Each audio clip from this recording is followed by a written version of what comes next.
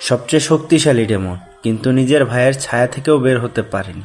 সে ছিল কোকোশিবো, আপার মন ওয়ান, মৃত্যুর দেবতা। কিন্তু এক সময় সে ছিল একজন মানুষ, মিচিকাৎসু সুগিগুনি, আর তারই ছোট ভাই ইয়োরিচি সুগিগুনি, একজন জন্মগত দানব যার সামনে সবাই ছিল তুচ্ছ। শৈশব থেকেই তাদের পথ আলাদা হয়ে যায়। একজন সত্যির চূড়ায় উঠেছিল, আরেকজন ডুবে যাচ্ছিল নিজের হীনমন্যতায়। আমি কেন ওর মতো হতে পারলাম না? এই প্রশ্নই তাকে ধ্বংস করে দেয়। অমর হওয়ার লোভে সে হাত বাড়ায় অন্ধকারের দিকে। মুজান কিবুৎসুদিয়ার সাথে চুক্তি করে সে হয়ে যায় ডেমন, কিন্তু ক্ষমতা পাওয়ার পরও সে কখনোই ওকে ছাড়িয়ে যেতে পারেনি। বছরের পর বছর, শত বছরের অপেক্ষা, তবুও সে শুধু একটাই জিনিস চেয়েছিল, একবার, শুধু একবার, আমি কি ওকে হারাতে পারবো? কিন্তু শেষ পর্যন্ত যখন সে নিজেই প্রতিচ্ছবি দেখে, সে বুঝতে পারে সে জিতেনি, সে শুধু নিজেকেই হারিয়েছে।